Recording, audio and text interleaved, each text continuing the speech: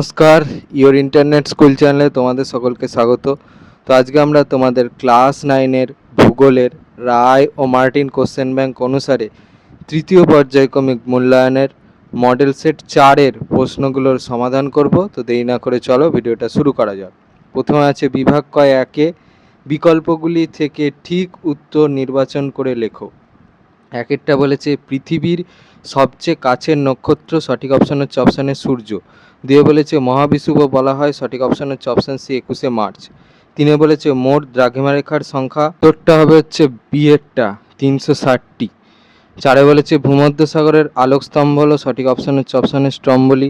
পরেরটা বলেছে পৃথিবীর বৃহত্তম মালভূমি হলো, সঠিক অপশন হচ্ছে অপশানে তিব্বত। পরেরটা বলেছে মরুভূমিতে বিকেলের দিকে শিলা শব্দ করে ফেটে যায় যে প্রক্রিয়ার ফলে, তা হলো সঠিক অপশন হচ্ছে অপশানে ক্ষুদ্রকণা বিস্ফোরণ। পরেরটা বলেছে অভিকর্ষজ বলের প্রভাবে কোনো ঢাল বরাবর উচ্চ স্থান থেকে মৃত্তিকার সমষ্টিগত অধোগমনকে বলে, সঠিক অপশন হচ্ছে অপশান সি পুঞ্জিত স্খলন।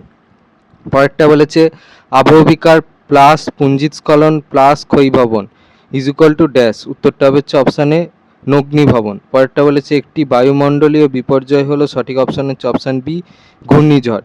পরেরটা বলেছে ভারতে যে জাতীয় লৌহ সবচেয়ে বেশি পাওয়া যায় তা হলো, সঠিক অপশন হচ্ছে অপশান সি হেমাটাইট। পরেরটা বলেছে উত্তরবঙ্গের ত্রাসের নদী হলো, সঠিক অপশন হচ্ছে অপশান সি তিস্তা। পরেরটা বলেছে 25শে জুন 2014 জলপাইগুড়ি জেলাকে ভাগ করে 20তম জেলা ড্যাশ গঠিত হয়, উত্তরটা হচ্ছে অপশান এ আলিপুরদুয়ার। পরেরটা বলেছে পশ্চিমবঙ্গের কোন দুটি শহরকে যমজ শহর বলে, উত্তরটা হচ্ছে অপশান সি কলকাতা ও হাওড়া। পরেরটা বলেছে নেটমো এর প্রধান কার্যালয়, সঠিক অপশান হচ্ছে অপশান বি কলকাতা। এবার বিভাগ ক্ষয় 2 বলেছে পূর্ণবাক্যে উত্তর লেখো। একেরটা বলেছে দক্ষিণ গোলার্ধের মেরু নক্ষত্রের নাম লেখো। দক্ষিণ গোলার্ধের মেরু নক্ষত্রের নামটা দেখে নাও। পরে 2 বলেছে পৃথিবী কোন দিক থেকে কোন দিকে আবর্তন করে। দেখো উত্তর, এই প্রশ্নের উত্তরটা লিখলে হবে। পরের প্রশ্নটা বলেছে সান্টিয়াগোর অক্ষাংশ 35 ডিগ্রি দক্ষিণ হলে তার প্রতিপাদ স্থানের অক্ষাংশ কত হবে, উত্তরটা হবে 35 ডিগ্রি উত্তর। পরেরটা বলেছে আর্দ্র অঞ্চলের সমপ্রায় ভূমিতে অবস্থিত অবশিষ্ট পর্বতগুলোকে কি বলে, উত্তরটা হচ্ছে মোনাডনক। পরে 5এরটা বলেছে আন্দামান ও নিকোবর দ্বীপপুঞ্জকে বিভক্ত করেছে কোন চ্যানেল, উত্তরটা হবে হচ্ছে 10 ডিগ্রি চ্যানেল। পরেরটা বলেছে ক্ষয়সীমা ধারণার প্রবর্তককে, উত্তরটা হচ্ছে জে.ডব্লিউ. পাওয়েল। পরেরটা বলেছে চুনাপাথর অঞ্চল কি নামে পরিচিত, উত্তরটা হচ্ছে কার্স্ট। পরেরটা বলেছে শিলায় মরচে পড়ে আবহবিকারের কোন প্রক্রিয়ার মাধ্যমে, উত্তরটা হচ্ছে জারণ। পরের প্রশ্নটা বলেছে নিরক্ষীয় অঞ্চলে সর্বাধিক কার্যকরী কোন আবহবিকার। দেখো উত্তরটা হবে হচ্ছে জৈব আবহবিকার। নেক্সট 10 বলেছে পৃথিবীর দীর্ঘতম ভঙ্গিল পর্বতের নাম লেখো। পৃথিবীর দীর্ঘতম ভঙ্গিল পর্বতের নামটা দেখে নাও, উত্তরটা হচ্ছে আন্দিজ। পরে 3 বলেছে উপযুক্ত শব্দ বসিয়ে শূন্যস্থান পূরণ করো। একেরটা বলেছে ভারতে ড্যাশটি সময় অঞ্চল আছে, উত্তরটা হবে হচ্ছে 1টি। 2 বলেছে আন্তর্জাতিক দুর্যোগ প্রশমন দিবস পালিত হয় প্রতি বছর ড্যাশ অক্টোবর, উত্তরটা হচ্ছে 13ই অক্টোবর। পরে 3 বলেছে বিশ্বের সর্বপ্রথম মানচিত্রবিদ হলেন ড্যাশ, উত্তরটা হচ্ছে অ্যানাক্সিম্যান্ডার। পরে 4এরটা বলেছে সার্ভে অফ ইন্ডিয়া স্থাপিত হয়েছিল ড্যাশ সালে, উত্তরটা হচ্ছে 1767 সালে। পরে 5 বলেছে কলকাতার পরিপূরক বন্দর হলো ড্যাশ।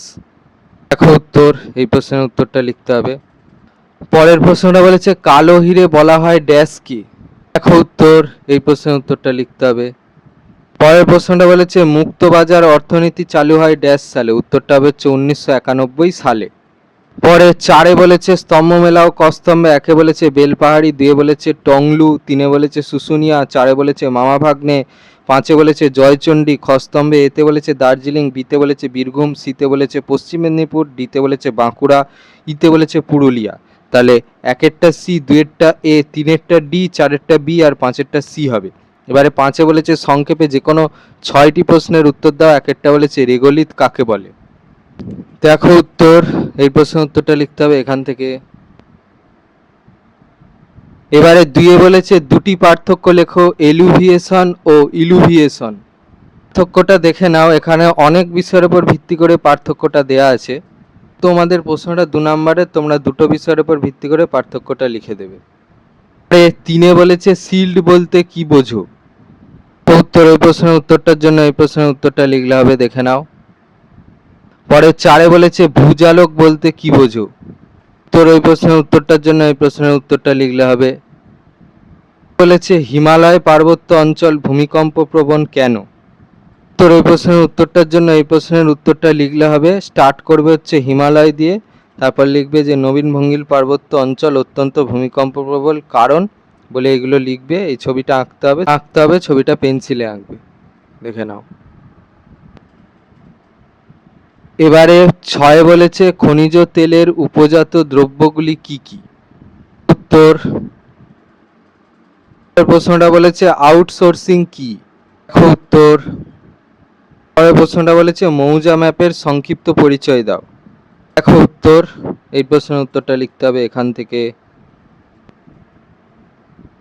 আরে বিভাগ গয়ে 6 বলেছে যে কোনো 4টি প্রশ্নের উত্তর দাও। এক একটা বলেছে মৃত্তিকা ক্ষয়ের পদ্ধতিগুলি আলোচনা করো। উত্তর, এই প্রশ্নের উত্তরটা লিখলে হবে এখান থেকে। এই ছবিটা আঁকতে হবে, ছবিটা পেন্সিলে আঁকবে।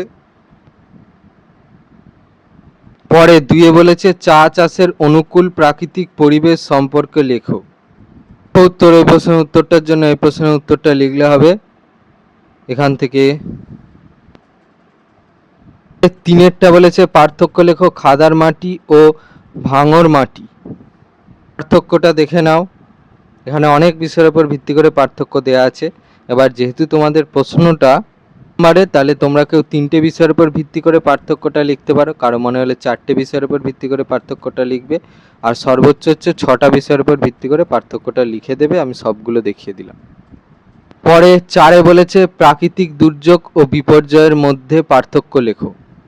উত্তর, ওই প্রশ্নের উত্তরটার জন্য এই প্রশ্নের উত্তরটা লিখলে হবে। এবার এখানে অনেক বিষয়ের উপর ভিত্তি করে পার্থক্য দেওয়া আছে, তোমরা তোমাদের নিজেদের মন পছন্দ মতো কেউ 3টে বিষয়ের উপর ভিত্তি করে পার্থক্যটা লিখতে পারো, কারো মনে হলে 4টে বিষয়ের উপর ভিত্তি করে পার্থক্যটা লিখতে পারো। স্কুল ভিত্তিক ব্যাপার থাকলে তাহলে সর্বোচ্চ 6টা বিষয়ের উপর ভিত্তি করে পার্থক্যটা লিখে দেবে। আমি সবগুলো দেখিয়ে দিলাম। 5-এ বলেছে জিপিএস এর ব্যবহার লেখো। এই প্রশ্নের উত্তরটা তোমরা এই প্রশ্নের উত্তরটা থেকে পাবে, এখান থেকে পর্যন্ত উত্তরটা দেয়া আছে। এবার যেহেতু তোমাদের প্রশ্নটা 3 নম্বরে, তাহলে তোমরা 3টে বিষয়ের উপর ভিত্তি করে উত্তরটা লিখতে পারো, কারো মনে হলে 4টে বিষয়ের উপর ভিত্তি করে উত্তরটা লিখতে পারো, সর্বোচ্চ 6টা বিষয়ের উপর ভিত্তি করে উত্তরটা লিখে দেবে। আমি সবগুলো দেখিয়ে দিলাম। এবারে বিভাগ গয়ে 7-এ বলেছে নিচের প্রশ্নগুলির উত্তর দাও। এক একটা বলেছে 28শে ফেব্রুয়ারি 1990 লন্ডনের 0 ডিগ্রি স্থানীয় সময় যখন সন্ধ্যা 7টা তখন কলকাতায় 88 ডিগ্রি 30 মিনিট পূর্ব স্থানীয় সময় ও তারিখ কত? উত্তর, এখান থেকে। তাহলে প্রথমে হচ্ছে দ্রাঘিমার পার্থক্য বের করবে ছবি থেকে। তাহলে 1 ডিগ্রি দ্রাঘিমার জন্য সময়ের পার্থক্য হয় আমরা জানি 4 মিনিট, তাহলে 88 ডিগ্রি দ্রাঘিমার জন্য সময়ের পার্থক্য কত হবে সেটা বের করবে। আবার 1 মিনিট দ্রাঘিমার জন্য সময়ের পার্থক্য হয় 4 সেকেন্ড, তাহলে 30 মিনিট দ্রাঘিমার জন্য সময়ের কত পার্থক্য হবে সেটা বের করবে। এবারে হচ্ছে এই দুটোর যোগফল করবে। আবার যেহেতু দেখো এখানে হচ্ছে সালের একটা ব্যাপার আছে আর ফেব্রুয়ারির একটা ব্যাপার আছে, তাহলে আগে আমাদেরকে দেখতে হবে যে 1990 খ্রিস্টাব্দটা অধিবর্ষ কিনা। অধিবর্ষ নয়, তাহলে হচ্ছে ফেব্রুয়ারি মাস হবে হচ্ছে 28 দিনের। এবার দেখো যেহেতু লন্ডনের পূর্ব দিকে কলকাতা অবস্থিত, সেই জন্য কী হবে, কলকাতার যে স্থানীয় সময় সেটা হচ্ছে লন্ডনের থেকে এগিয়ে থাকবে। তাহলে লন্ডনে যদি সন্ধ্যা 7টা বাজে, তাহলে কলকাতার স্থানীয় সময় কী হবে, সন্ধ্যে 7টা, আর তার সঙ্গে হচ্ছে 5 ঘন্টা 54 মিনিট যোগ হবে। সেখান থেকে পাচ্ছে হচ্ছে রাত্রি 12টা 54 মিনিট, আর তারিখটা হবে হচ্ছে পরের দিন, মানে হচ্ছে 1 মার্চ 1990। তাহলে কলকাতার স্থানীয় সময় আর তারিখ হবে যথাক্রমে হচ্ছে রাত্রি 12টা 54 মিনিট 1 মার্চ 1990। এটা হয়ে গেল আমার অ্যান্সার। পরে 2-এ বলেছে স্তূপ পর্বতের উৎপত্তি কিভাবে ঘটে চিত্রসহ লেখো। উত্তর, এই প্রশ্নের উত্তরটা লিখতে হবে, এই ছবিগুলো আঁকতে হবে, ছবিগুলো কিন্তু সব পেন্সিলে আঁকবে, দেখে নাও। 7-এর 3-এ বলেছে পশ্চিমবঙ্গের পর্যটন শিল্প গড়ে ওঠার কারণগুলি ব্যাখ্যা করো। দেখো উত্তর, এখান থেকে।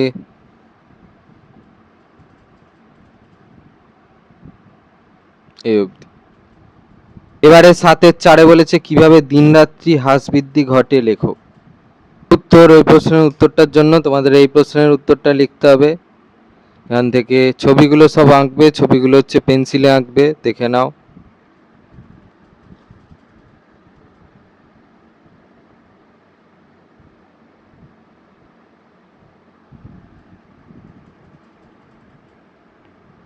আরে বিভাগ 8 বলেছে পশ্চিমবঙ্গের রেখা মানচিত্রে নিম্নলিখিতগুলির উপযুক্ত নাম ও প্রতীক চিহ্ন সহ চিহ্নিত করো।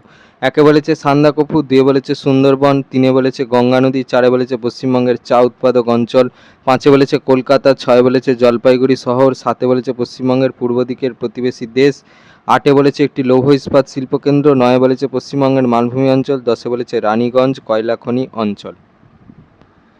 দেখতে থাকো, করে দিয়েছি আমি।